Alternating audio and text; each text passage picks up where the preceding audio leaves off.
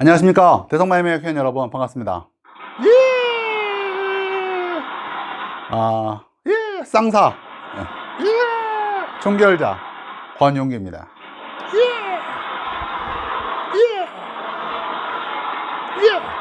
자, 오늘 여러분들과 만난 거는요, 육모가 이제 곧 있습니다. 육모가 곧 있는데요.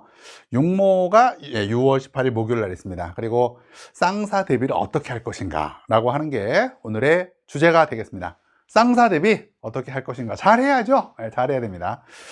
작년에 육모에서 많이 틀린 문제 한번, 빅3를 한번 보여드리도록 하겠습니다. 우선 작년 동사입니다.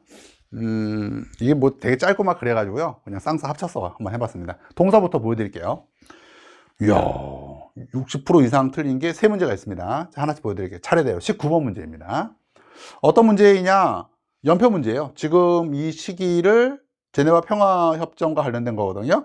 요거를 찾아봐! 라고 하는 문제예요. 작년 육모 때 틀린 문제입니다. 자, 다음에 20번 문제도 많이 틀렸는데요. 이 문제는 어떤 문제이냐면 쭉 읽어보면은 어쩌저쩌 뭐 홍위병 뭐 이런 단어에서 문화 대혁명인 걸 알 수가 있어요. 그럼 이제 문화 대혁명이 66년에서 76년이거든요. 이 기간에 동아시아에서 있었던 일이 뭐니? 라고 하는 문제가 두 번째로 많이 틀린 거예요. 세 번째로 많이 틀린 거. 밑줄 친 이 막부 시기의 동아시아의 상황으로 옳은 것은 이라 하여서 에도 막부 시기거든요. 우리 주인장 무역과 관련된 거예요.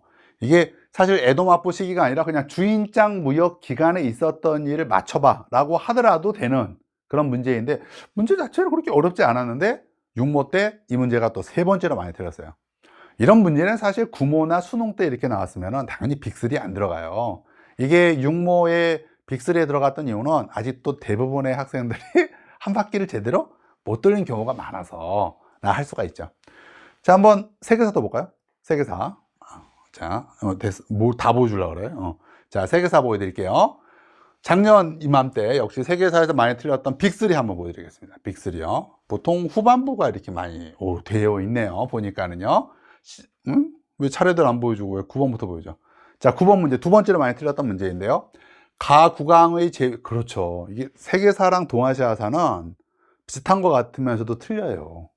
동사에서는 잘 안 나오는 게 뭐냐면 구강 업적 이런 건 안 나와요. 그죠? 그럼 진짜 간혹 가다가 한 번 정도 나오는데 세계사는 그런 문제로 떡칠되어 있죠. 그래서 세계사에서 많이 틀리는 문제는 동아시아사처럼 어디 사이에 들어가야 되니? 라고 하는 문제, 당연히 그 변별력 문제이지만은 또 동아시아사와는 다르게 이렇게 구강 업적, 파악하기 문제 대단히 많이 틀리는 문제라고 할 수가 있어요. 찰스 1세 찾는 문제예요. 요게 제일, 어떤 게 많이 들었지, 아까? 10번도 역시 마찬가지인데, 인물 문제여가지고, 계몽사상가의 업적을 찾는 문제입니다. 세계사가 이런 문제가 의외로 많아요, 보면은요. 자, 그러나, 역시 또 많이 틀렸던 문제는, 역시 순서 문제, 연표 문제, 어디와 어디 사이에 있는 문제, 어디와 어디 사이에 있는 사건이라고 하는 이 문제가 역시 또 빅3 안에 들었던 문제가 되겠습니다. 이 문제는 그 게티즈버그 전투여서 남북전쟁인 거 쉽게 알 수가 있어요. 남북전쟁인 거 쉽게 알 수가 있는데, 당시 남북전쟁이 있었을 때, 미국에서 남북전쟁이 있었을 때, 유럽사 연표를 보여주면서 이 유럽사 연표에서 남북전쟁이 어디 들어가야 되냐라고 하는 문제이죠.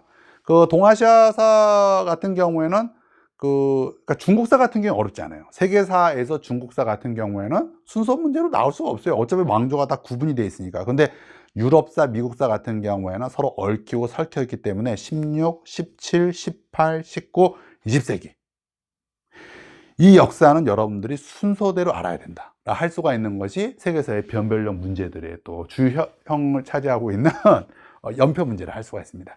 이걸 일단 깔끔하게 해결할 수 있는 것은 동아시아사는 뭐 이런 문제, 아까 봤던 이런 문제가 압도적으로 많죠. 그야말로요. 이런 문제로 떡칠되어 있죠. 그래서 연표특강, 세계사 역시도 연표특강이 있기 때문에 이런 연표특강으로 여러분들이 쉽게 해결할 수가 있습니다. 딱 5강으로 되어 있어요. 예.